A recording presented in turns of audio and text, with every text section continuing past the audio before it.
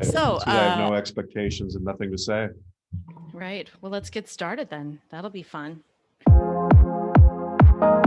You're hanging out in the House of Sunny podcast, where it's always sunny, mostly because of your host, comedian and YouTuber, Sunny Lohman. Want to know what Sunny and her friends are thinking about this week? Well, here she is, Sunny Lohman. Hey, everybody, welcome to the House of Sunny podcast. This is going to be a little part one. We're going to tag it on to the beginning because we recorded yesterday. Great show about a really fun, uplifting show about how we're already in a dictatorship. But this morning we have some, I think, more cheerful, sort of jolly news, which we want to talk about the GameStop thing, which is just huge news. And we have the unique advantage because we have Doug here to discuss it, and he is an expert on these sorts of things. So, Doug, what the heck's going on with GameStop? Give us a kind of basic rundown and then tell us what you think. And I like asking, you and I haven't talked about this yet. I'm really, really curious about your opinion because you're kind of both sides. You've been on the sort of corporate hedge fundy manager side, and you've also been, an independent trader, and you're more of a libertarian minded person. So let's hear what you have to say about it. Right. What happened was there's a group of traders, I guess, on a site called Wall Street Bets, which is like a subreddit. There's also this forum of traders called Robinhood, which are like sort of like retail individual trading guys. And they went after, or I guess decided to buy stocks that had a high short interest.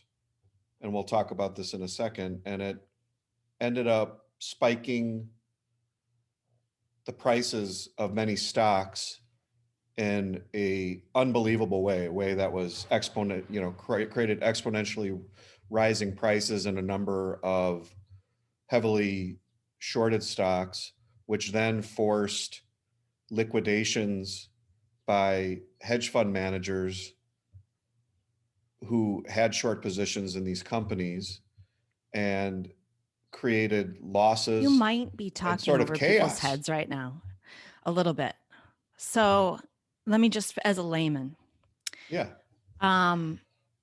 So from what I understand, there's this Reddit subthread where these guys get together and talk about what to buy. And they're just like regular guys. They're not professional traders. They're just in there discussing with other people stock tips and stuff.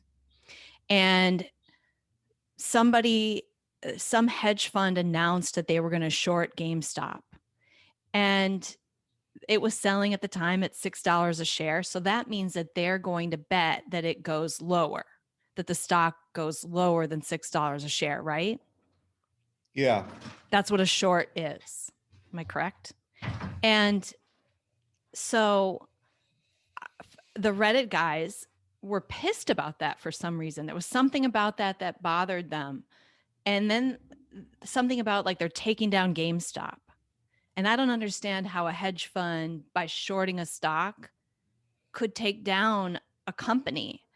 So it was like a reaction to that. But is that true that that's I don't think something so. a hedge fund could do? Or is it just they were just pissed at, or they just thought, hey, this is an opportunity to make money off these yahoos. If enough people buy this and we inflate it, then these guys will lose their money and we'll get it. Yeah. So let me talk really simply about this because there's a total misinterpretation going on, and I'm actually have a view that's probably different from what you might think it is here, because short selling is simply a bet that a stock is going to go down in price. Yeah.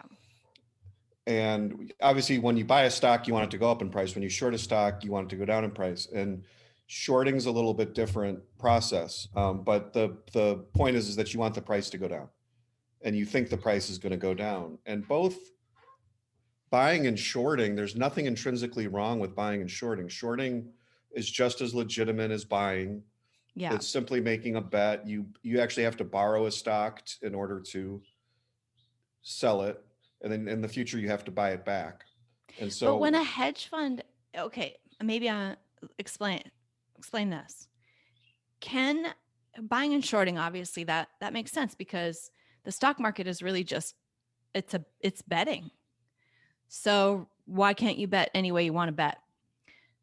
But what people are saying is that these hedge funds control so much capital that when they make a decision like this, they're actually controlling the market. Maybe they're not, but I just wanted your opinion on that. not really. What happens is there are hedge funds that engage in short selling stocks that they think are going down in price. So let's say there's a company trading at $20 a share, and you know that that company is engaged in fraud and no one else knows it. And maybe you also think that the company is being touted by big banks or the public, and that the stock is really worth $5 a share, but it's trading at 20.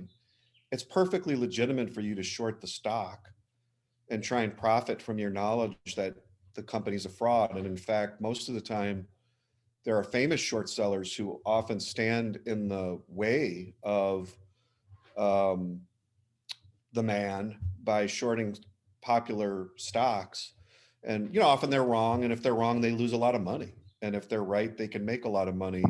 But there's nothing intrinsically wrong with shorting a stock, and in fact it contributes to price discovery, because if a stock is overvalued and it's Mm. trading at $20 a share and it really should be at 5, then how does that benefit anyone to continually buy it at 20? It would be better if smart people who know what's going on can short the stock, get the price down to where it should be in order to, it's a public good, in other words, for there to be price discovery where you have people able to short, people able to buy freely, and thus the stock reflects all available information rather than maybe being overinflated. So there's nothing heroic about either shorting, nor is there anything heroic about screwing over a short Heroic seller. or nefarious. Or nefarious, nothing at Yeah. all. Now, what happened in this case, and you have to understand the mechanics of this just a little bit to understand why this happened, and to understand the stupid interpretation I think that's being given. When you short a stock, you have to borrow the stock to short it, to sell it. So it would sort of be like, Sonny, if you, let's say, I owned a car, I own a Honda, and it's selling for 20,000, and you know that Hondas really in a month are going to be selling for 5,000. So you borrow the car from me and you sell it right now for 20,000. And then in a month, you get 20,000 bucks. Great. But you owe me a car. If in a month the price really goes to 5, I see. you can buy the Honda back in a month for 5. For 5. Give me my car back. I'm happy. Yeah. I got a car, but you sold at 20 and bought at 5. Got it. Now, if the problem with this scenario happens, what if in a month you go to buy the Honda And it's 25. and it's 25 or 50, or there are no Hondas available? They're gone. No one's selling Hondas. So now you owe me a car, and I'm saying, Sonny, where's my car? Give me my Honda back. And it's at some point, my bank might get mad at you too if I have a lien against you in some way, which is margin. And it's like, you might be saying, holy shit, Hondas are now 50, they're 75, they're $100,000. What the hell I owe Doug a car. And you might go bankrupt just sitting there trying to figure out how to get this car to me. And, we might force you to pay, so you can see this is exactly what happened with GameStop, where there's only so many shares of a stock out there in the market. Right. GameStop's a relatively small company. That's called the float. There was a big short interest. There was a lot of shorts relative to that amount of stock. When these guys started buying up GameStop, the price started going up and up and up. And if you're a short seller, you're scrambling then You might be scrambling to have to You're cover your scrambling position. because you Your gotta. broker can also say, hey, because you're on margin when you do a short sale, you've borrowed the stock and a bank has essentially loaned you the stock. And just like when you buy a stock on margin, if you short sell a stock on margin, which you are doing, the broker can say, hey, Sonny, Honda pilots are $75,000. We want you to put some cash in your account because we're afraid you're going to be insolvent or bankrupt. So now you might have to go liquidate a bunch of other stuff in order to raise cash to put in your account. So that's called a margin call. And so if you're short and the price is ramming, up, Is and there you're a getting margin timing? There's a called, timing aspect to this too. So, like, what if I shorted GameStop, but I don't have to give GameStop back until I don't have to give that car back for another couple months. So I'm just gonna hang out and see and wait because I know this is fake and it's gonna right, come down. right. And that's margin, because what happens is every day your broker looks at your account When and by margin says you mean loan. It's like a a loan. loan that you get from your broker. It would be sort of like, if you own a house and you have a mortgage on a house and all of a sudden the house starts plummeting and your banker says, hey, your house is now worth $5 and you borrowed 500,000 from us. We want some money. The broker is saying, marks your account every day regulatorily and legally and says, yeah, GameStop may be worth 16 and it's trading at $500. And that might be a bunch of bullshit, but hey, still right now, dude, your account, you owe us $7.5 million, because you're short the stock. And so we want So you to that put money in the explains account. that explains why I read this morning that there were some other Wall Street firms that had pooled together and bailed out this hedge fund that had shorted GameStop in a big way. They'd basically given them some billion, 2 point some billion dollars to cover their Yeah. what was It's a probably their panic margin because call. margin calls create panics. Yeah. Just like in 1929 during the crash, if you own a stock and you've borrowed money, if the price is falling, it creates a margin call. If you're short and the price goes up, it's the exact opposite. Now you're getting margin called because the price is going up. And that creates a panic. Like, I got to do something right now, or my broker is going to close my account down and I can't profit when eventually all these people know that GameStop is not worth $500. It's worth Right. 16. That's what I can't really understand is like, how can you fake it like this and how can that have any impact? But okay, you've explained that. So, so is it against the law or even unethical to band together and buy up a stock and try to change the market? Well, two things here. One is, I don't think it's unethical, but it is illegal under our current law. Okay.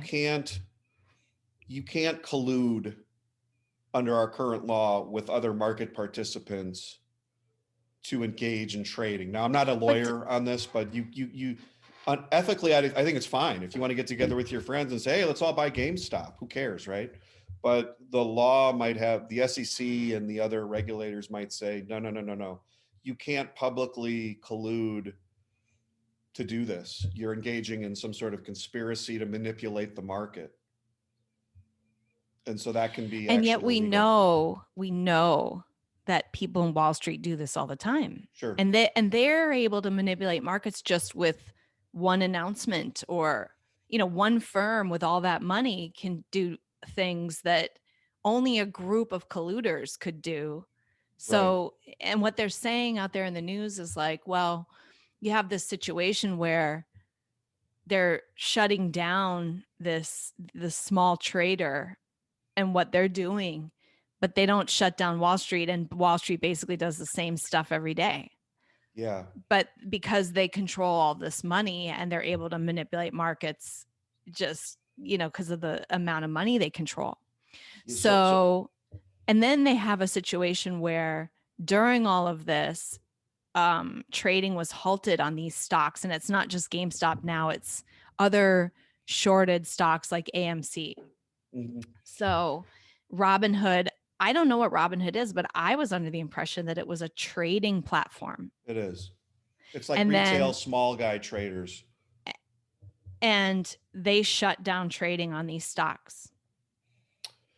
Yeah. And Now here's where I'll give you the balanced view, because I have a different view here than conventional. One is, I don't think the Robinhood, Wall Street Bet kids, the crowdsource guys who are doing this are heroic or sticking it to the man or anything like that.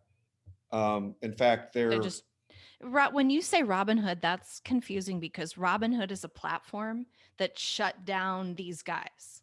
well, Robinhood is a stock trading platform Right. that And enables I'm like saying small traders to they're trade. not affiliated with these traders. They actually shut them down. And so some of the news this morning is anti this Robinhood app because, or this Robinhood company, because they stopped the small trader from trading this stock.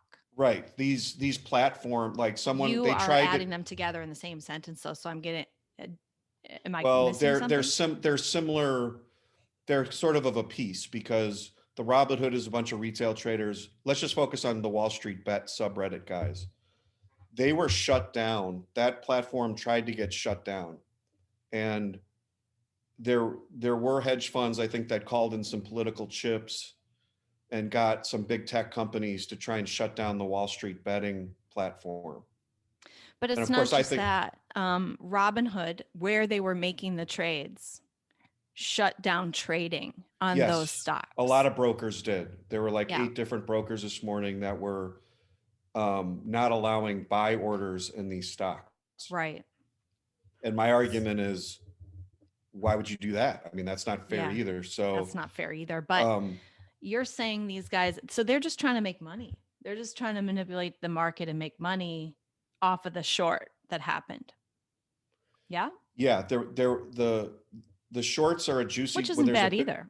when there's a big short interest position that's a juicy target, every people have absolute right to go after that and to try and ramp the price. Now, what I'm saying though is that the guys who are doing it, that are ramping the price, they're not heroes either. They're enriching the shareholders and executives at GameStop and AMC and these other companies whose stock is losing money. Their company is losing money. Their stock is, an analyst I heard said the stock is worth $16. That's probably where it should be priced. If it's trading at 500, you're making a billionaire. You know who one of the biggest holders of GameStop shares is? Hmm. BlackRock, like a huge Wall Street Mm. consortium. So you're enriching GameStop, and at the same time, whoever owns GameStop and AMC in these stocks, they're making money. But if the stock is really worth 16 and it's a shitty stock, not a shitty stock, I shouldn't say that. It's just a stock that's worth whatever it's worth. You are manipulating the price up. You're enriching the executives unfairly. Their stock shouldn't be $500, a share probably. And whoever holds those shares last, when the stock eventually goes back to 16, which it probably will, maybe it won't, but it probably will. There's a lot of people that are going to get hurt on the way down. So you've transferred wealth really to whoever engaged in this That is a and good point. traded I was it. trying to figure it out. People are like, "Oh, we've transferred wealth from the rich to the poor." I'm like, "Not until they've sold." Like I Right. don't understand. Not If until you're, they've cashed out of the market because that stock is going to go back to where it belongs eventually. And I God mean, help that GameStop's guy who thinks trading. there was, I saw a post from that was circulating. A guy was like, I live in my parents' basement. I don't have any money. I got a crap job. Today I have $100,000 in the bank. And I'm like, and in a week it's going to be back to $10 because you're a freaking loser. There was a I don't know if great he's a meme. loser. It could be a COVID thing. I shouldn't say that. I feel like today you can't actually say if someone's living in their parents' basement that they're a loser. Right. Well, it's speculation. And another meta point is like, why are we having these kinds of things happen? But in this particular case, GameStop is now trading at $270 a share. 24 hours ago it was like at 400 or 500. Yeah. So who bought at 400 or 500? Where those people have just lost 50% of whatever they put in it. So you're not necessarily punishing the bad guys. The hedge funds are not the bad guys. If they're shorting a stock, they have every right to do that. They're not hurting games, oftentimes when speculators short something, governments and powerful interests that don't like the fact that they're betting against them will then blame speculators. Like whenever a price falls or something happens that the government doesn't like, they'll say those speculators, they're the bad guys. They're shorting our stock or whatever. We've got to prevent them from shorting the stock. So people will, which is kind of like saying to a doctor, we're going to prevent that doctor from giving us an x-ray because he's just going to show us we have cancer. We don't want to see it. So, let's stop. That is let's such stop a the good x-ray analogy. machine. That is a perfect analogy. Yeah, because prices are an x-ray. Prices, freely discovered prices where everyone, millions of people can buy and sell, is giving you the clearest indication of what that thing is really worth. And when you preempt a process by shutting down a platform, stopping people from trading, prevent speculation, put in rules to dissuade people or make it harder for people to engage in trading, all you're doing is creating distorted x-rays and you're benefiting one side. And of course, the political interests, in this case, you probably have hedge funds or anyone who's losing money in these positions is saying, oh, wait a second, we can't allow these young upstart people to engage in this kind of manipulation and screw up the market. And then, but if they were making money as a result of their guy goes on CNBC and touts their stock and their stock goes up, they don't call that manipulation. They'd say, well, we're on CNBC. Yay. That's what we do. Or if you get your stock mentioned in the Wall Street Journal, right? Or if the government contract does some contract or something. And did you bribe hear a that? Politician. Did you hear the Pelosi's bought a bunch of Tesla stock the week before Biden went into office? And then one of Biden's first things was to say that our freaking military is going to go solar or like solar battery powered. Like our freaking destroyers are going to be freaking battery powered. I think we should power them Democrats. on unicorn farts. Unicorn farts. But so there's kind of a misnarrative going on here. The games, like on the one hand, these young guys, these Wall Street bet guys are like, yeah, man, we're sticking it to these hedge funds. It's not, no, they're not. I mean, they're enriching a certain group of people. They're trying to enrich themselves. Just another group. And it hasn't shaked out yet. Who knows who's lost and who's gained on this now? Because ultimately the stock's worth $16. That's what it is. I mean, reality is reality. The GameStop isn't, because GameStop's shares go up in price to whatever, it doesn't mean they're making more money. Yeah. It's like a bunch of guys walk into a casino and they're gonna like collude and win at the blackjack table against the casino, and they win a bunch of money, but they keep playing and they think, yeah, we got it. And then eventually the odds end up so that they really didn't. And they're just like right back where they started. Yeah. And in the meantime, some of them cashed out early. Some of them cash out. Some of them lose. Some hedge funds will lose. So, so nobody's a hero and nobody's a bad guy. No, that's a false. I mean, to the extent that I think anyone tries to shut down a trading platform to prevent people from trading fairly, those guys have a point. I mean, they're saying, hey, wait a second. Just because we're doing something that makes you angry or causes losses over here, you can't just turn around and shut us down. So they have every right to say, hey, we have just as much access to these markets as you do.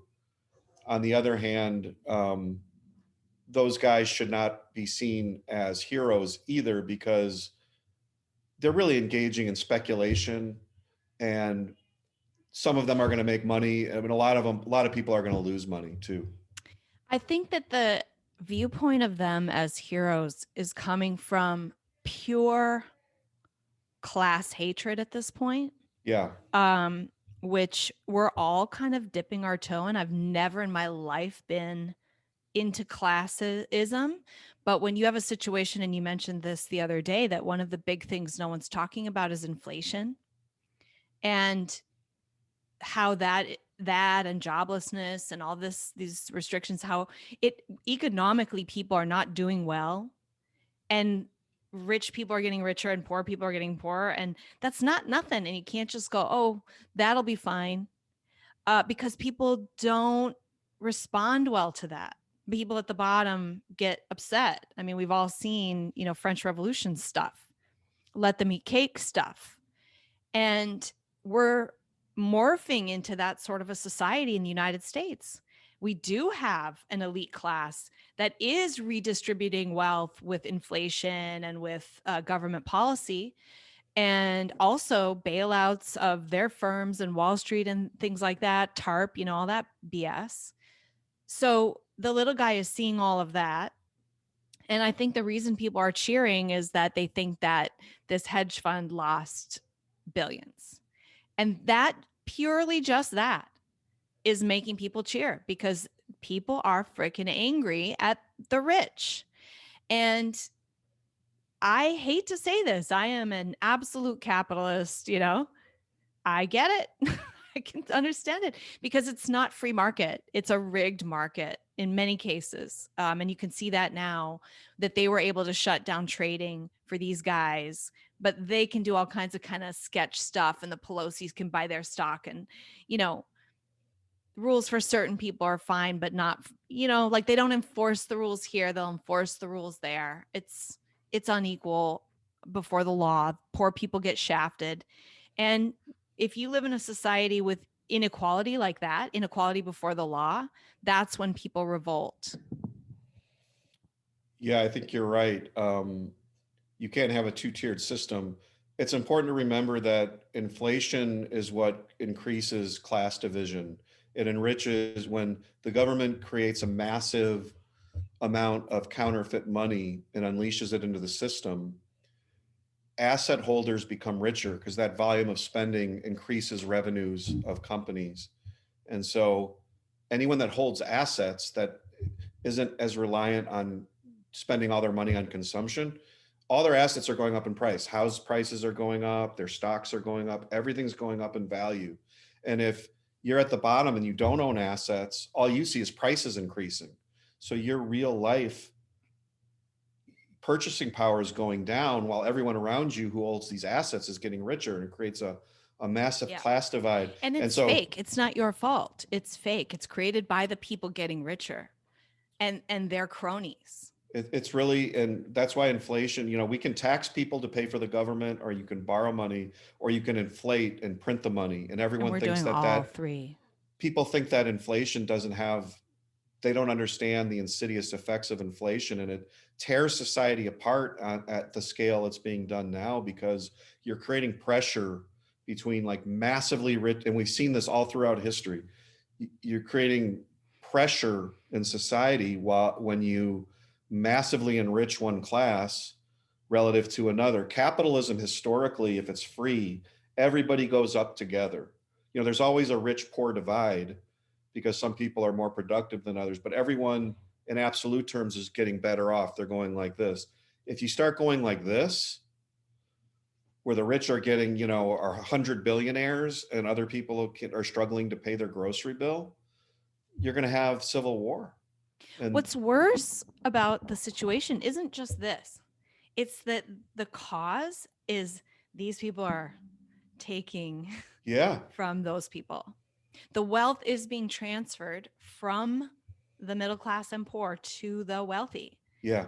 By government edict. And then they control the levers of power as well. And especially now that they've booted out Trump, who was the people's president.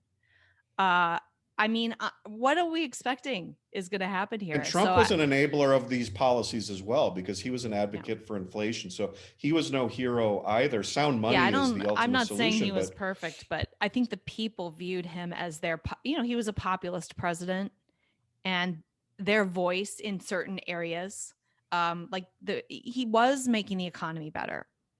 So, a lot of these policies that enrich people through inflation and globalism also helps, because by enabling companies to move to China, for example, and take advantage of slave labor, you're also enriching corporations, bottom line.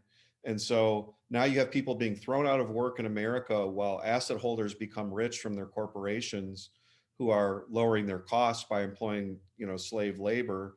So now you've got big companies profiting from this and then using their power and their money to buy those politicians in a circular feedback loop where now they could, Facebook and Google and Apple and these companies all own the government, and they're using that power to then suppress anyone who complains about it or dissents. I mean, it's a bad situation. So I understand the Schadenfreude. I just think that in this particular case, it's sort of misplaced. This is not the battle you want to fight. In fact, short sellers, they're betting that companies are going down and that they're bad companies. So there's no way in which by getting the short seller, you're sticking it to the man. If you want to stick it to the man, fight to derail Facebook and Amazon and and the Fed. And okay, well, on that note, let's segue into what we recorded yesterday, which was all this very uplifting news about why we're in a dictatorship. Thank you for your hot take on the GameStop issue. And we'll so here we go into the next segment. All right. Oh, before we go, Doug, tell everybody where they can find your podcast, which the topic is right now, postmodernism. And you've just put out an episode talking about how what's being taught in colleges is actually causing mental illness in that generation. Yeah. So right where can now, people find your podcast? They can find it at theratcap.com or on iTunes. It's called the Rat Cap Podcast. And I just released episode 5, which uses the coddling of the American mind to understand cancel culture and its effect. And what's happening to our youth. All right, here we go. Hey, everybody. Welcome to the House of Sunny podcast. Hey, Doug, what's going on? Oh, absolutely nothing. Yeah. How's the cold weather up there?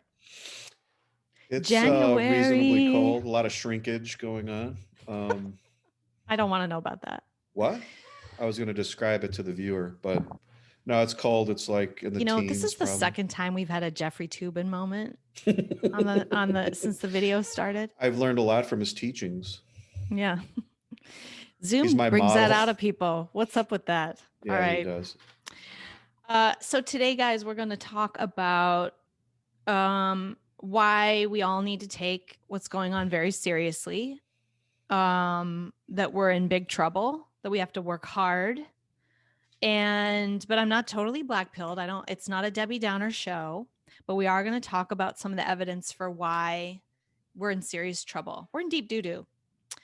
And we're going to get into what are our assets and what we can do, because it's not over till it's over. And if you looked at the heroes that we admire, there have been plenty of situations where they're the underdog, they're coming from behind. Everybody loves an underdog story. Yeah, go watch Rudy. Exactly. What a great story. We are like Rudy.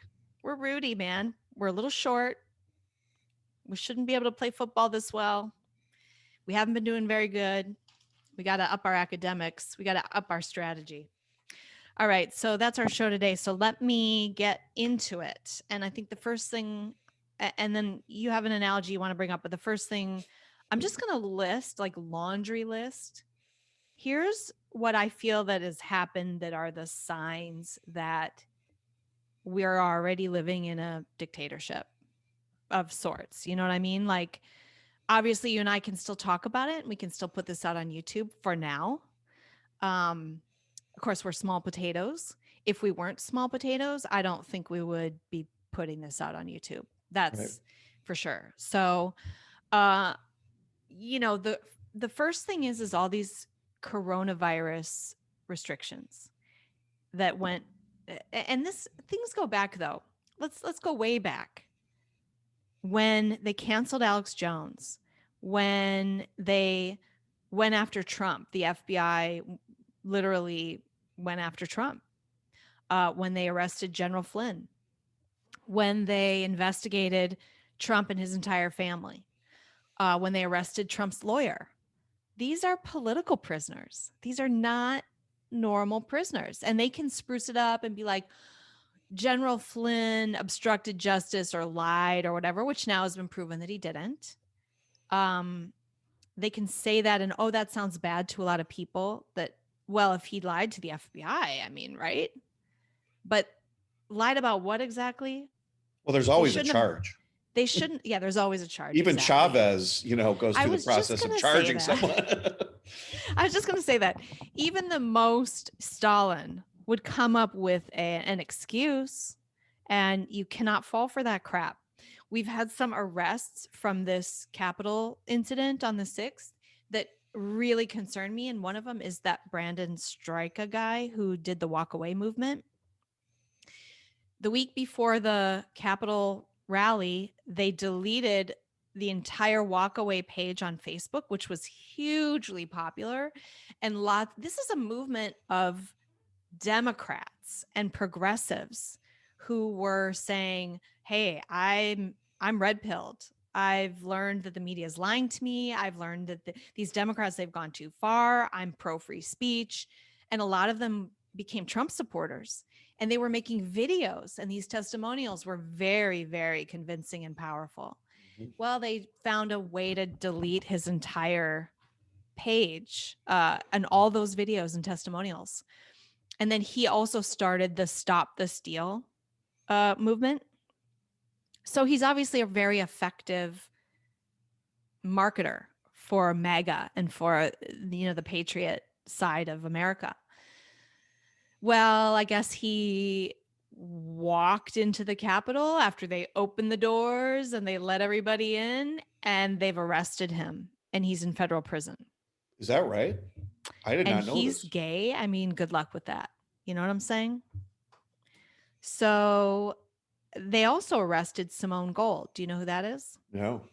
She is the doctor who started that group of doctors that first came out pro hydroxychloroquine and said, this is wrong, that it has been, and she lost her job where she worked in a hospital.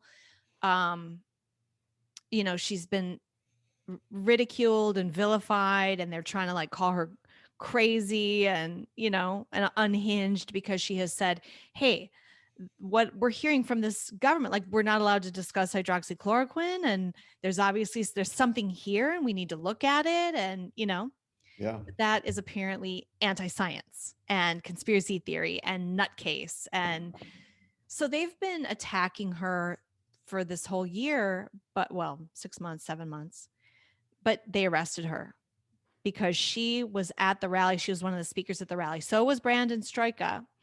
They're arresting people for their political viewpoint, and they're coming up with charges, but who cares? I don't care. That's not at all right. Where are the Black Lives Matters arrests? The disparity, the unequal justice is part of this too. You can't arrest Trump supporters at a rally, the most prominent ones, the ones that are the most successful, the ones who are actually have credibility and have big voices. Those are the ones getting arrested and deplatformed and debanked. And Laura Loomer recently revealed that she was put on a red flag list by the FBI. So she can't exercise her Second Amendment rights. She has to go through now a big protracted lawsuit to get her Second Amendment rights back. And she's asking for money to do that from patriots. That same thing happened to Project Veritas founder James O'Keefe. He got red flagged and couldn't buy a gun. Is that right? That happened to O'Keefe? Yes. Yeah, and he had to sue, and he won and got his, but wow. So this is what they will do to all of us. If you are a Trump supporter, or forget Trump, he's gone. Maybe he's not gone, but whatever. If you're part of the 80 million people in this country who voted for Trump and who are patriots and want a constitutional government, you're going to be called a domestic terrorist, and they can red flag you anytime they want. And the FBI can do whatever the hell they want now. They went after a president and got away with it. We've watched that for 4 years. And now we have the situation where listen, I'm not even going to say they've STOLLEN, the ELECTION. I'm not even going to say that because the video will be taken down. But there is evidence that there was coordinated fraud at the VOTE, right? They did that in plain sight. We're not allowed to examine the evidence. We're not allowed to know. There's nobody Can't even talk about it. investigating. Can't talk about it. I have to spell it. We can't even discuss it.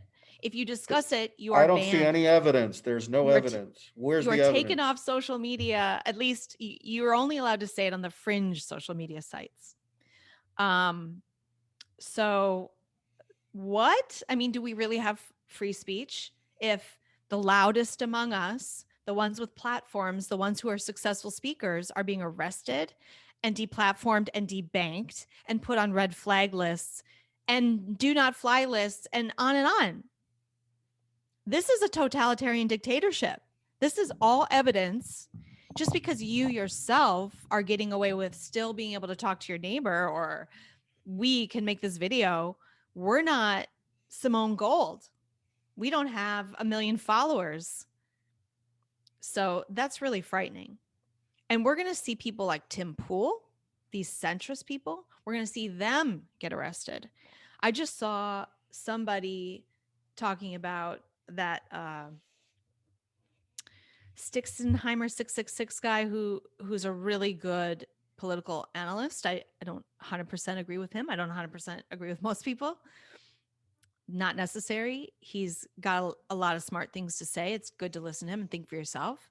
I've listened to him. I've been following him for a couple of years. I've never once heard him say anything about Jewish people, like disparagingly.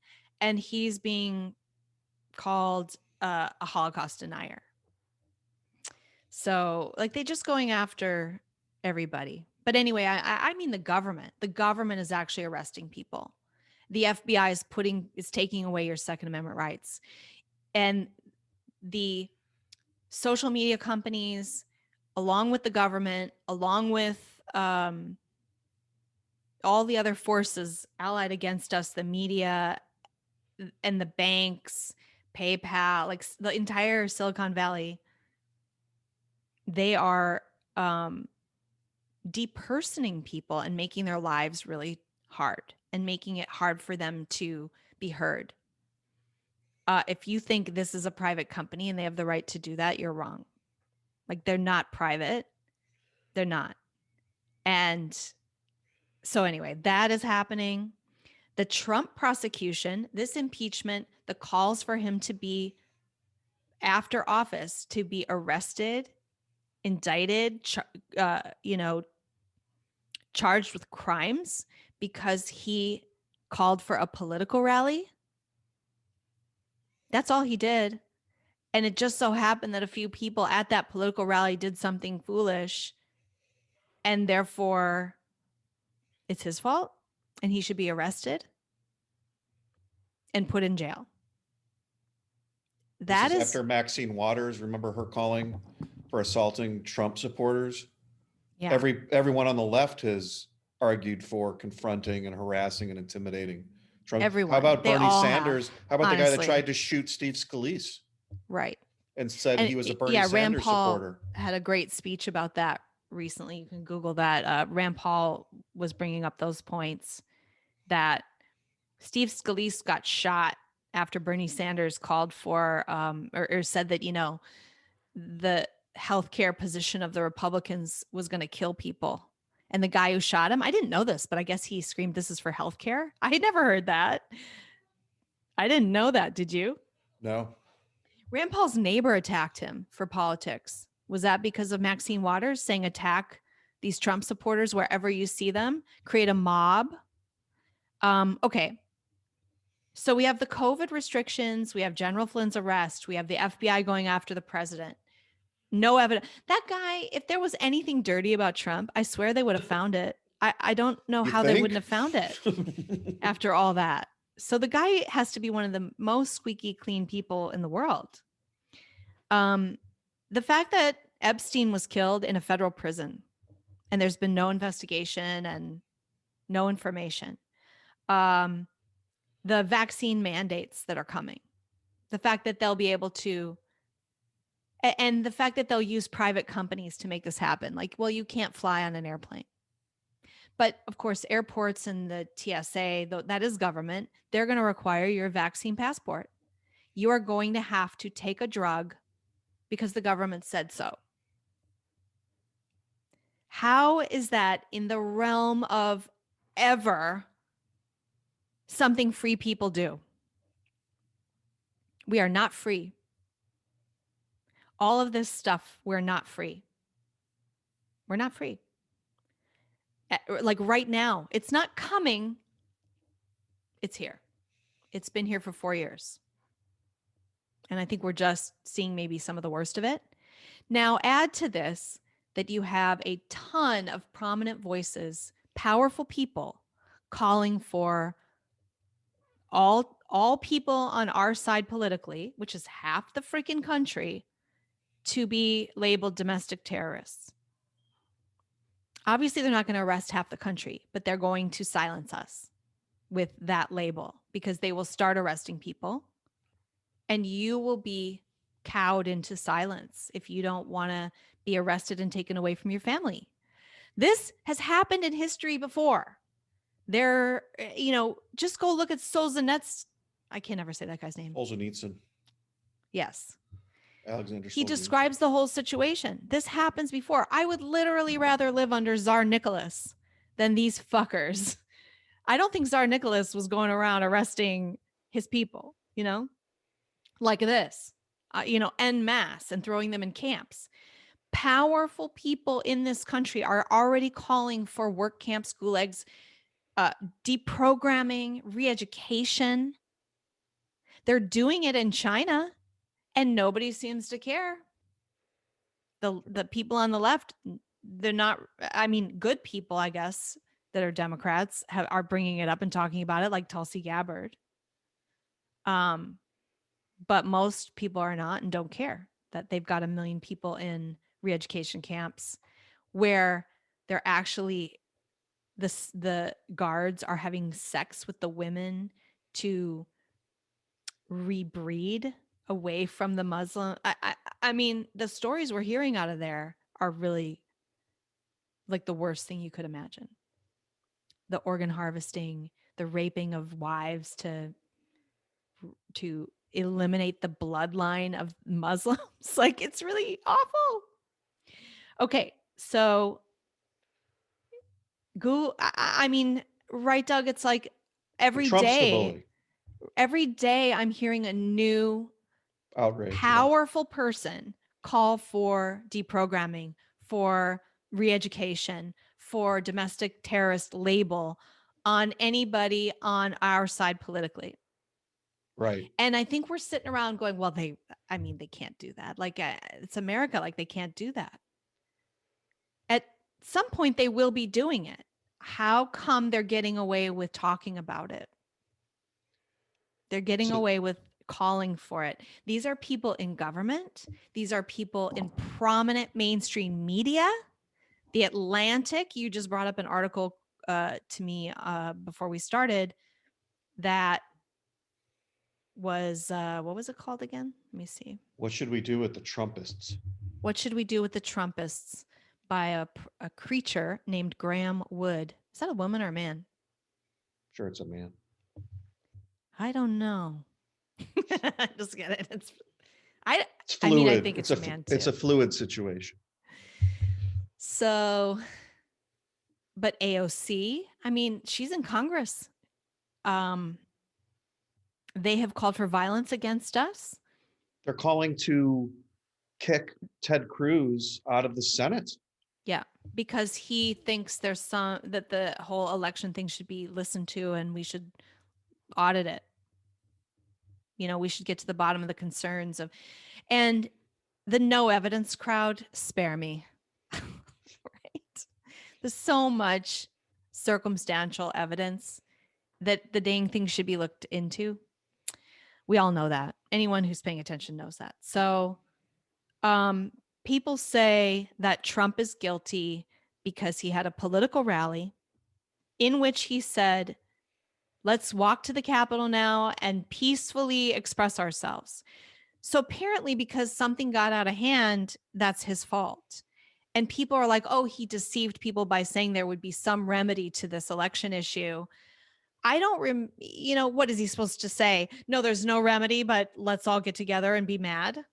Should he have said that? I don't like, is a person not allowed to be optimistic and positive about their case? Apparently, it's deceptive to be that way. And you're not allowed to have a political rally if you're on the right. You're not allowed.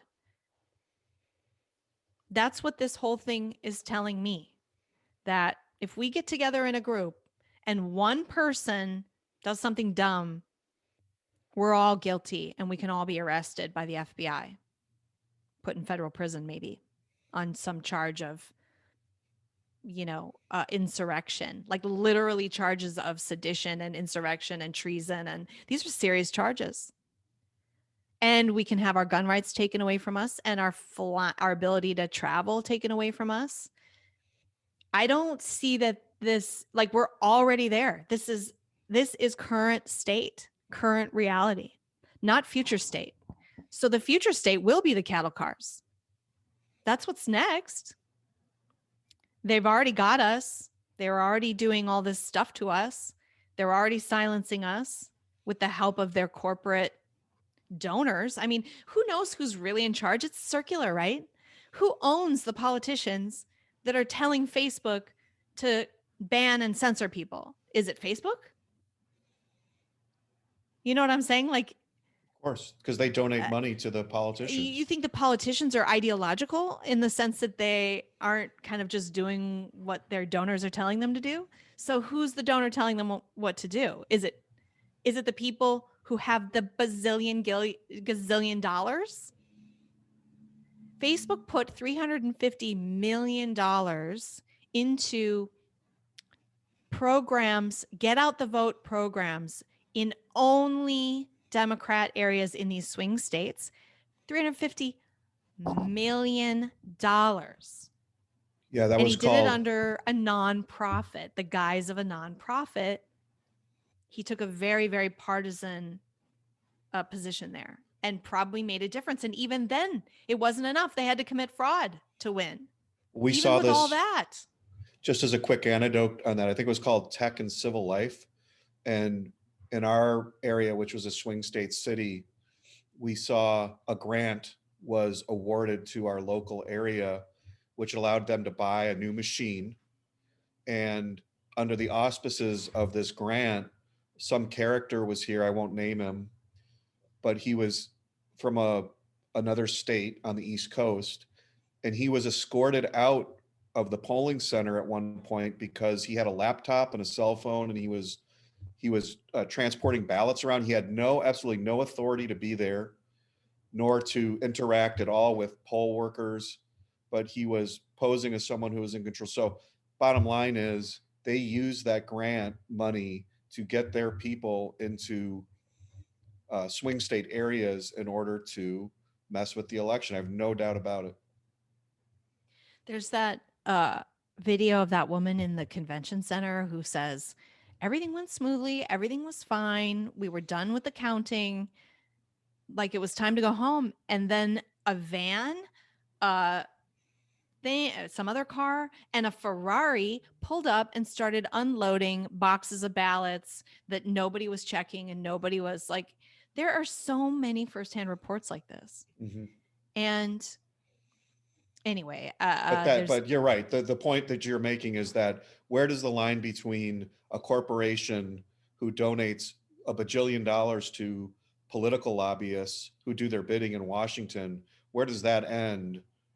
Where do those private companies really end if they're the ones who are giving money to politicians who then enable them to use their power to silence critics of those politicians?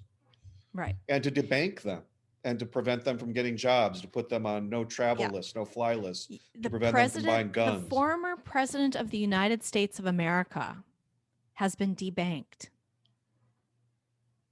Is that fucking crazy? then good luck starting your own bank if that's your argument, because banks are chartered by states and by the federal government. So you need to go through a process of regulatory review. And I guarantee you, if you tried to start a bank today and you said, you know what, I'm the conservative bank, I'm going to bank Trump, and I'm going to facilitate transactions between gun companies and Second Amendment people and patriots throughout the country. Yeah, right. You're going to get that Yeah, approved you'll by get the your state, charter. right? And Sure. let's say you do get it. You're still regulated up the wazoo by little bureaucrats who come out every day and can decide tomorrow that you don't have a bank anymore. So you'll be doing the bidding of the Fed no matter what anyway. They'll tell you what to do because they will hold your entire business over your head. The banks are not private. And this sort of disgusting corporate government collaboration is the dictatorship we're living under. We are living under a dictatorship, and that is what it is. It's not a private company. And unfortunately, and that one of my arguments for, even though I didn't like Trump way back in 2016, I still felt that he should be elected because one of my number one reasons was the media will not hold Hillary accountable for anything, but they're going to be all up Donald Trump's butt, like for the entire time. He won't get away with anything corrupt. Hillary, on the other hand, just like Obama, they won't call her on anything. So I felt that it was important that we have a media that's functioning. And if it has to be an enemy of the media that's ruling us, even if it's a corrupt person, I would rather have that than one who's in league with them. Because at least we're hearing about what's happening, even if, like with Trump, like most of it's fake. But at least there is like a watchdog of some kind. The president is the watchdog over the media. Yeah, well, so now we have the That's situation. exactly what happened. Yeah. Yeah. The totalitarian forces, the government corporate collaboration, Fascism. plus all the media, except the alt fringe stuff, which isn't really big enough to make a huge impact. Certainly on the people who are not in that bubble, like you and me. We read Zero Hedge. We read alternative media. I watch Stixenheimer 666 and I listen to Tim Pool and I get my news from all these fringe sources. But like most people, especially Democrats, are just watching ABC, CBS, NBC, CNN. That's where they're getting their news. And it's all fake propaganda indoctrination. And they won't, they don't even know about the Joe Biden scandals. They don't even know about them. So the media is in complete lockstep with the totalitarian forces that we're facing. So is Hollywood. So you've got Wall Street, Silicon Valley, government, corporate America, like all the corporations. And even if you're a corporation, you're a CEO, and you don't really approve of this stuff, what are you going to do? You'll literally ruin your business if you stand up. And maybe that's what has to happen. But look what's happened to the MyPillow guy. He has been taken out of all the stores that he was selling his pillows in. Kohl's canceled his contract. Like all the stores have canceled his contracts. He is being put out of business as they're trying to do that anyway. Twitter suspended his account. What does he have left? He has his 800 number and you guys. That's what he has left. And probably they'll cancel his 800 number and probably who knows? They can do whatever they want at this point. They can arrest him on a charge of something, frauding the public with his 2-for-1 deal. Because it wasn't really 2 for 1. And it wasn't 2 for $30. It wasn't one pillow's $30, buy one, get one free. It was each pillow is $15. And how dare you? Did you know that they went after him and made him change all of his marketing because of that? No. His big thing was, you need 2 pillows. Buy one, get one free. $29.99 for one pillow. Buy one, get one free. Well, they decided that that was fraud. I don't know who they is, like consumer advocacy, yeah, whatever. The government. Right. The government. This is a guy selling freaking pillows. The government told him. Suddenly we're worried about that. Oh my gosh.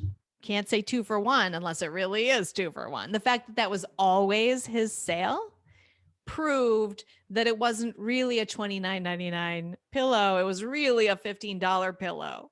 And you're buying 2. And they made him change all of his advertisements. They said that that was fraud. They will arrest him for something. Let's take a bet on that. Like within 6 months, that dude is in jail. So if you are a corporation, a business, you're either put out of business for COVID, or they'll come after you like this, or the people like the Antifa in Seattle that attack the bookstore that's carrying Andy No's book, and they make them say, sorry, we won't carry it. Please stop attacking our businesses and don't burn us down. Andy No had to flee the country. Did he? Mm-hmm. Where's he living? He went to London. He went to Britain. I didn't know that. There were so many death threats against him and his family. He literally left and went to Britain. So in a free country, he lives in Seattle, which I could see that would be dangerous because there's no law enforcement that's going to protect him there. Yeah. Why couldn't he move to Texas? He probably doesn't think he's safe there either. Yeah, why would he be? This is America. If Brandon gets out of prison, do you think he's going to want to flee to Canada to not be in a situation where he can just be arrested at any moment and put into federal prison where his life and probably his safety? I mean, well, do we think the My Pillow guy is going to get audited by the IRS? Of course he is. Of course they'll be after him. And OSHA, because he runs a manufacturing plant, and whatever else they can throw at him. And now this is how fascism works. I mean, what people have to understand is that it's not going to be the case that the government is going to say, okay, starting tomorrow, all Trump supporters report to the camp. That's not how they're going to do it. They're using the way fascism works is the government operates through nominally private corporations and companies and exercises regulatory and legal influence over dissenters through these vassals. The FCC controls communications. These companies like AT&T, which are huge conglomerates, AT&T owns CNN. I mean, they own the news networks. Disney owns ABC. Disney owns movie studio. So these companies, which are regulated by the government, in turn own news networks and print media, and big tech, which are leftists who are lobbyists and donors to the left and leftist campaigns and globalist campaigns, and in league with the Chinese Communist Party, and help to build technology for China's suppression of their own people. The government through the TSA now and through the FAA can control travel and airports. They obviously how sneaky of them, because 20 years ago they had the FAA, but they didn't have the TSA. So airport security was run by localities, and it was run by airlines, and now it's federal. And after the we Patriot just continue to give the federal government more and more power.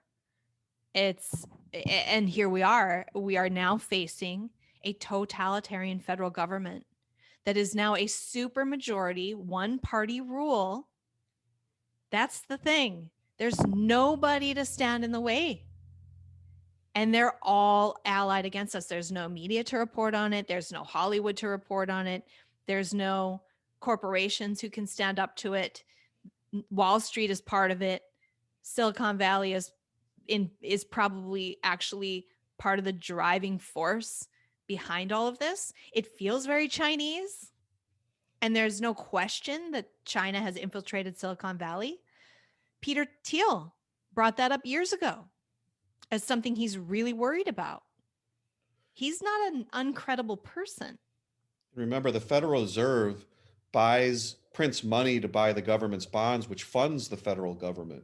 And who does that benefit? It benefits Wall Street banks and the stock market, because when they print money, it directly benefits bond dealers as well as the money going into the stock market, which inflates asset prices. So we have the Federal Reserve financially operating to benefit asset holders, corporations, and Wall Street. So you've got this constellation of government control, government regulation, and pseudo-private government relationships, all towards opposing anyone who's against globalism, who's against the left's political agenda. And they can exercise a million different levers to silence and suppress and crush you. Yep. And they're doing it. They're already doing it. They're arresting people. They're debanking people. They're taking away your Second Amendment right. They're taking away your First Amendment right as far as they can, as much as they can, which is effectively silencing people. Or think about a teacher Especially in a the university strongest. or a public school. Try and get a public teaching job if you're a Trump supporter, or get a job as a university professor. They just called the 1776 Project lies and racist. And let's also remember, after the Patriot Acts that came after 9/11, they defined an entire area of law, this domestic terror idea, where if they label you a domestic terrorist, they can arrest you without a warrant and without any sort of due process, and basically take you away to a black site and just say, well, you're a domestic terrorist. You know, and you have no rights. You can't. Is the secret police.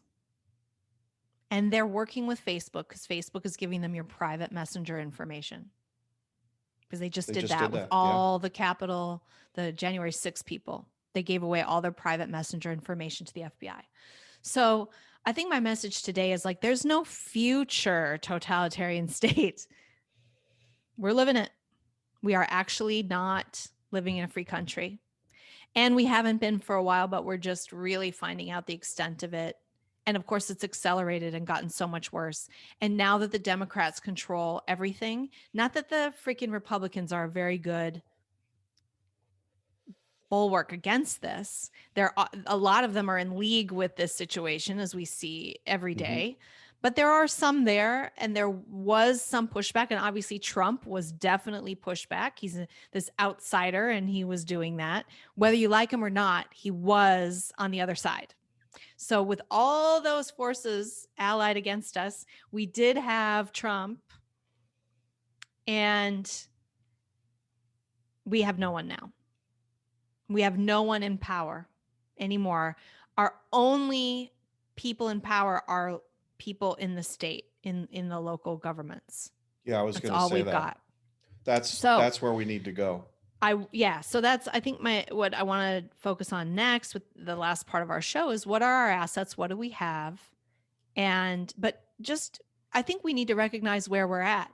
And one of the things I said last week is, don't give them the keys to your house. Like, don't do stupid shit. Do not. You have to fight. You have to be around to fight.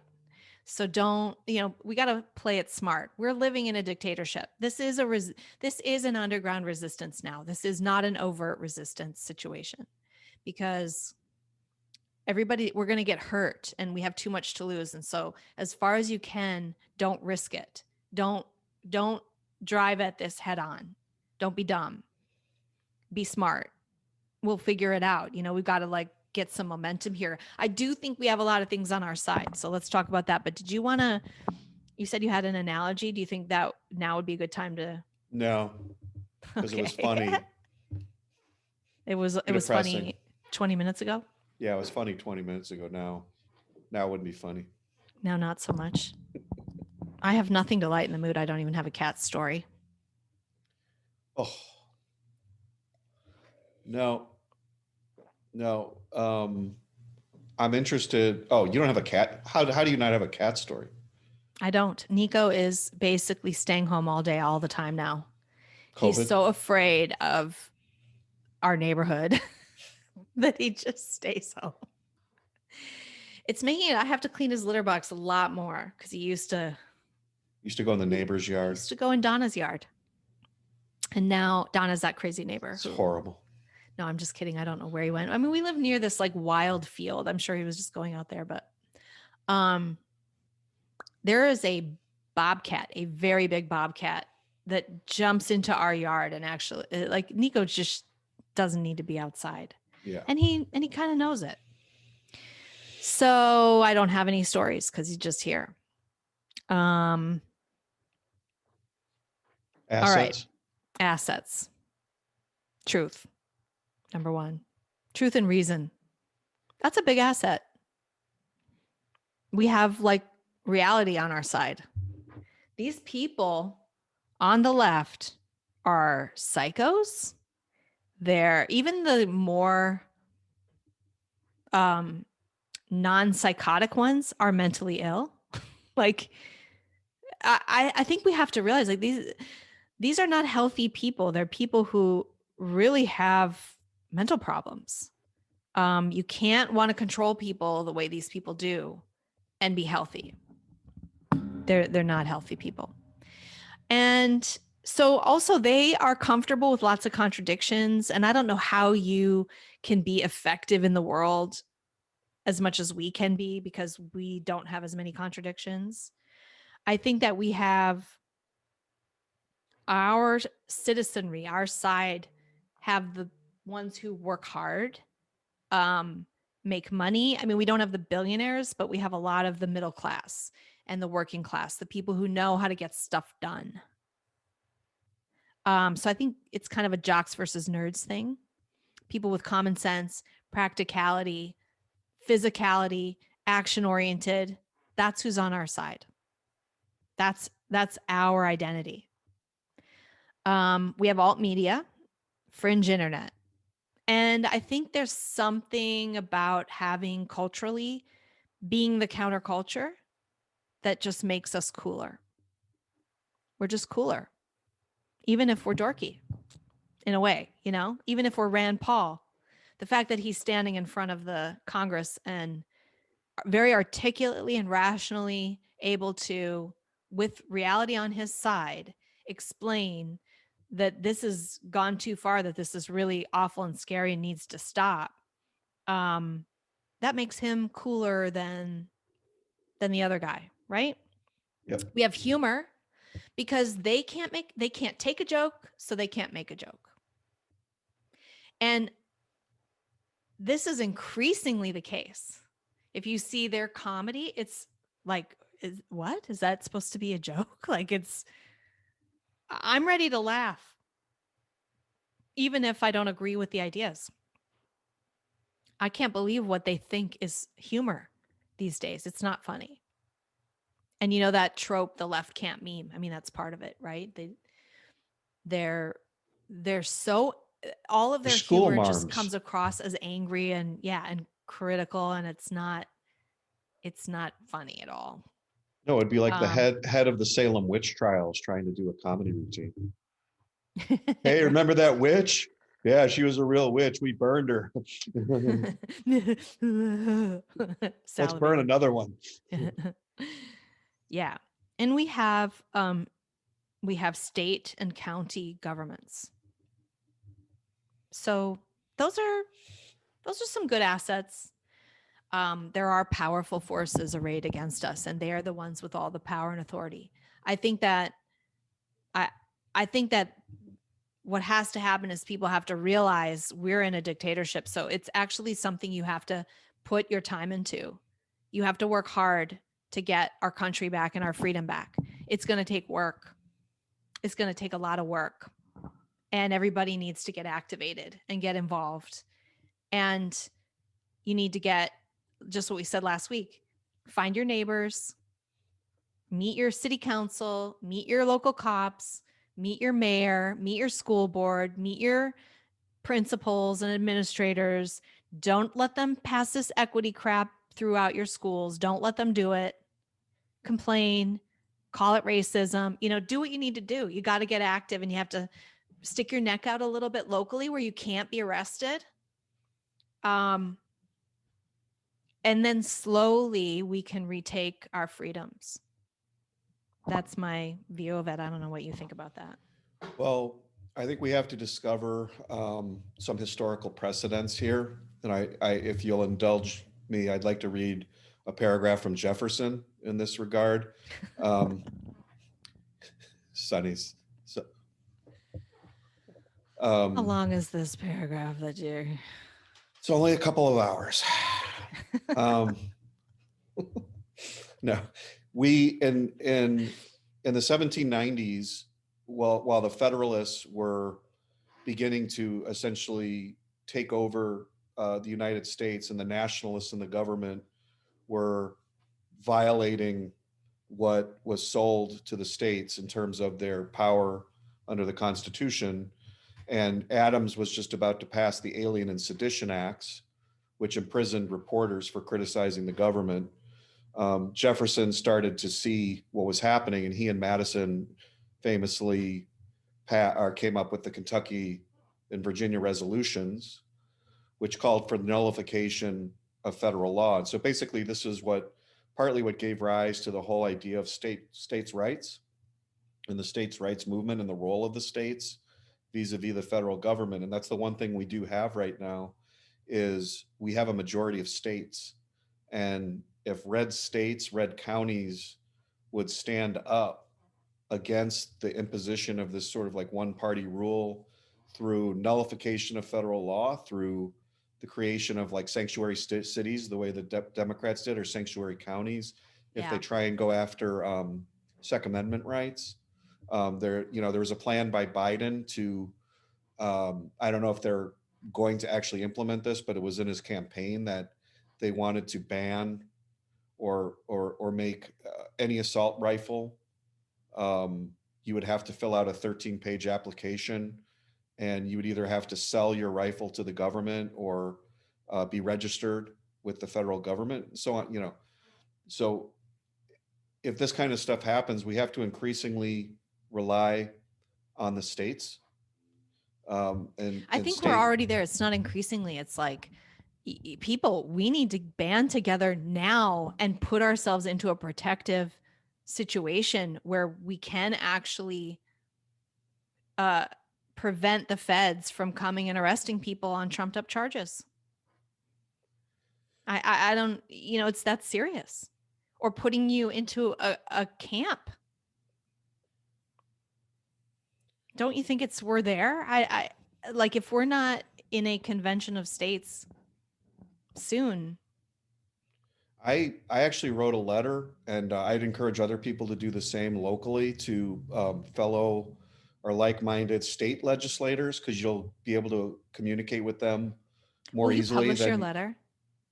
Yeah, I will publish my letter. And the basic idea was to call for a kind of red state convention in the spirit of the Continental Congress and the Stamp Act Congress, which was an extra legal Congress of people throughout the United States that got together to define and devise ways to push back against federal power. At that time, it was against the monarchy, but now we have a different kind of monarchy that we've got to push back against. We definitely can do this. It's really a matter of leadership and ideas and getting organized, I think. Yeah, I think we have to define a few core programs and principles that we're going to say, these are the dividing lines. We're not going to take, we want a Bill of Rights with respect to communications in the country. We want a Bill of Rights with respect to banking and other types of businesses. We're not going to accept this sort of like ghetto, if you're a conservative, you're going to be put into some sort of business ghetto. You're not going to be attacked and disproportionately treated by these people get offended, by the way, by you using the term ghetto. They're like, oh, so now you're referring to the Holocaust. It's like, this is exactly how it started. How did it start? This is how the ghettos started. Oh, well, you can't have Jews living next door to you because they're dangerous people, and they, you know, what they're doing to us is the exact same thing. I mean, Kristallnacht was what, in the early 1930s, like 1933, where they start putting, Stars of David on Jewish stores saying you can't do business with these people. I mean, that was years before the cattle cars started coming. Right. So this is how they do it. You first have to demonize and dehumanize Yeah. a significant portion of the population to serve as, um, your sort of Goldstein in 1984, 2 Minutes Hate, where this is going to be the object of your hatred. And now it's the Trumpists, the Trump supporters. They're the ones we need to stop. And so, and it's whiteness. We're seeing this idea of critical white. And in fact, even if you're black, you can be white. I don't know if that's the latest one. Yeah, it's politics. It's not an ideology. It's not It's actually not a even color. skin color. It's if you are on the right, you're white. You're and white. White is evil. Mm-hmm. So go ahead and read your Jefferson quote, Doug. You secretly want to hear it.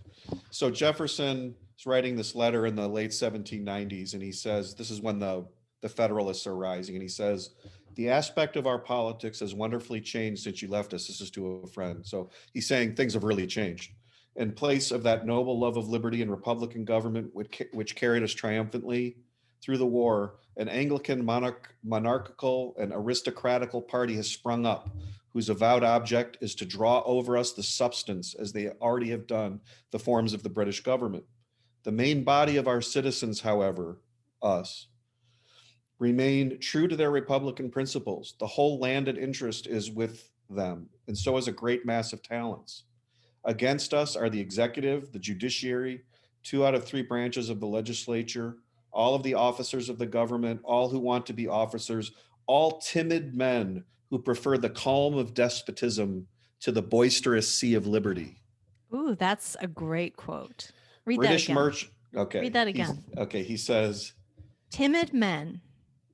All of everyone's against them at this point. The judiciary, the president was against them, the legislature was against them. And he says, all of the officers of the government, all who want to be officers, all timid men who prefer the calm of despotism to the boisterous sea of liberty. Hey, hang on a second.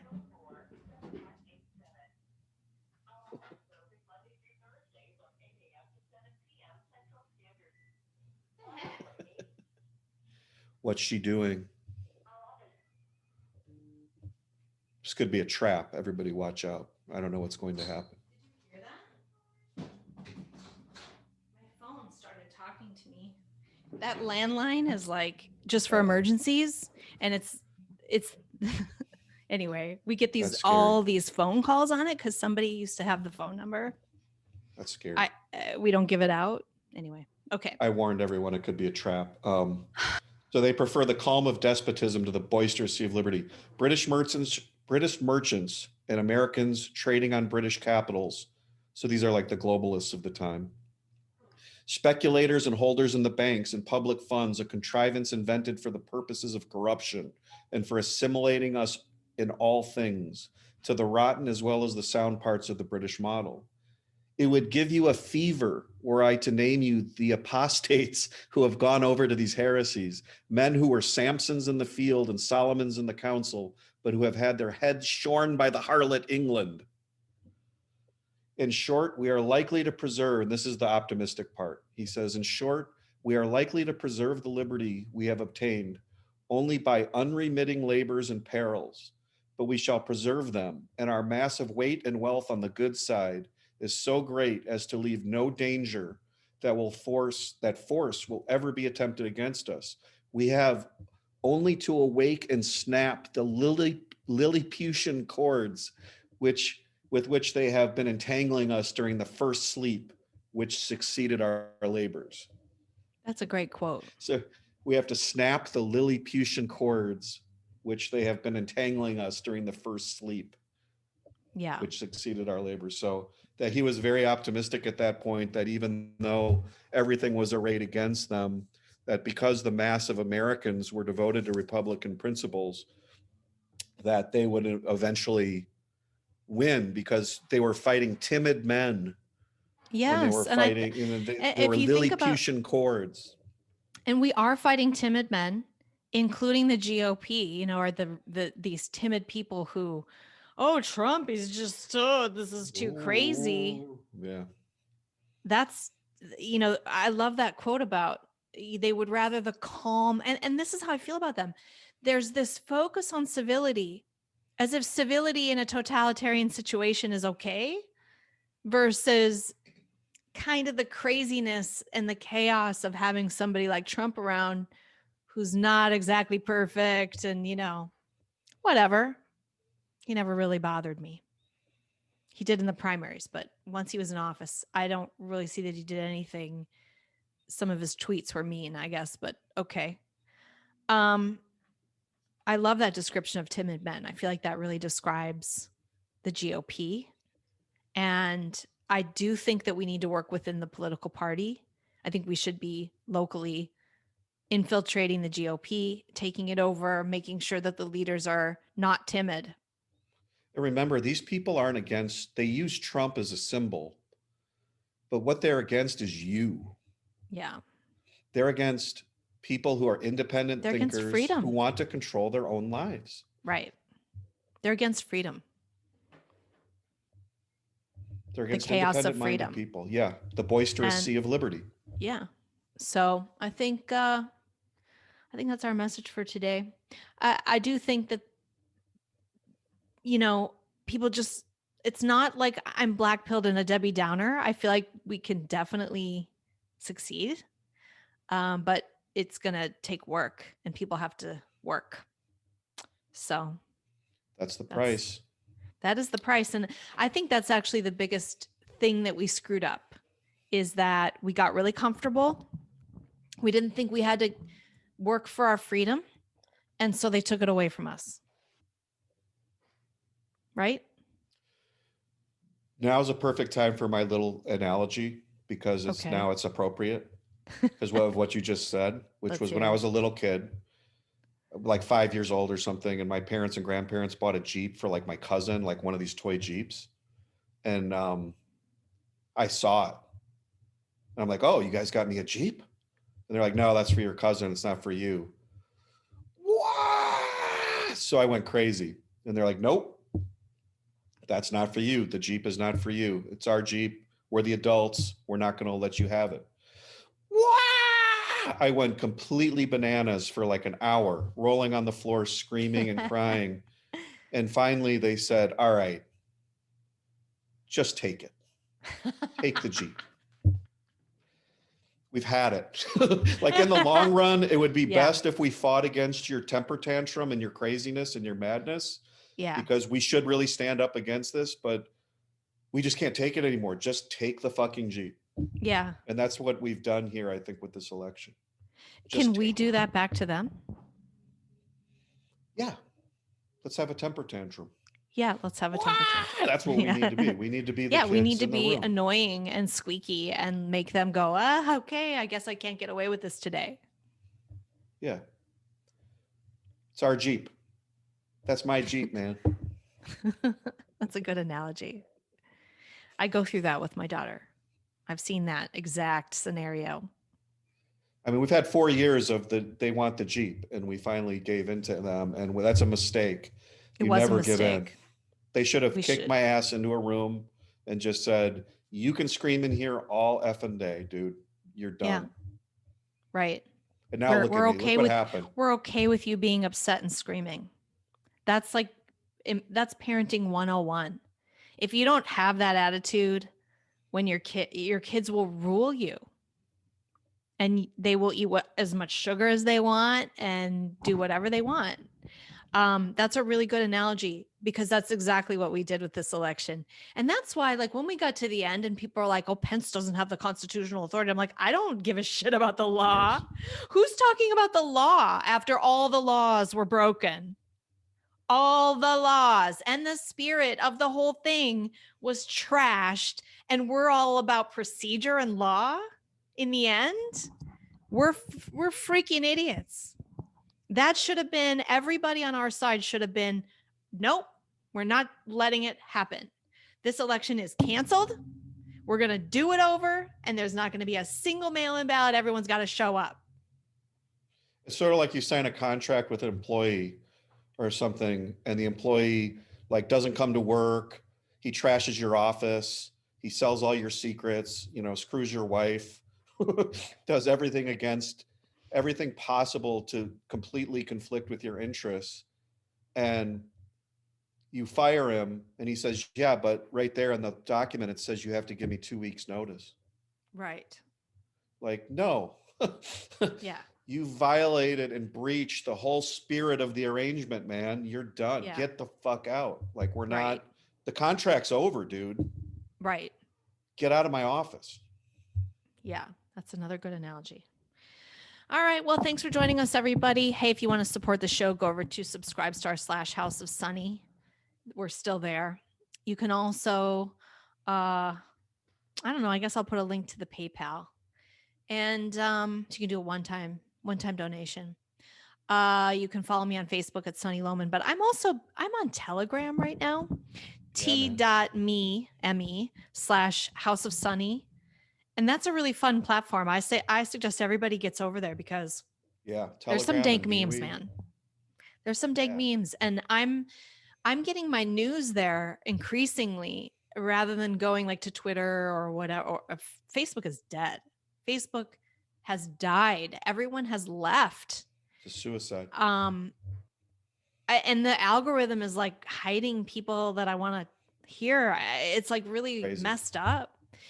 And where else? I'm going to be, I'm on YouTube. I'm going to be showing links to all the different alt tech stuff. I'm waiting for things to shake out. It's not clear to me where to go. Like, I have a Gab account, but every time I try to get into that site, it's like doesn't load. So screw that. You can't. I've had a lot of luck with MeWe and Telegram. Those are two that have consistently worked. All right. There's Minds too. But I don't know where I'm going to be eventually here, but I am trying out all the stuff and just trying to see which seems like the best. And I have to say, I think Telegram for sure, because I'm really liking it. I don't know if Parler's ever going to be back, but I didn't think it was a great platform to begin with. I didn't really find good. it that. It was okay. It was okay. It was like Twitter. Yeah. Anyway. All right. So that's it for our show today. We'll see you next week. Thanks for joining us. There is a house called the House of Sunny. It's filled with satire and fun. It's been the demise of bad ideas, and we'll know what's right when she's done. So download this free podcast now and give perspectives you may lack. It's concise and right and achieves world peace, guaranteed all your money back. Last time, ready?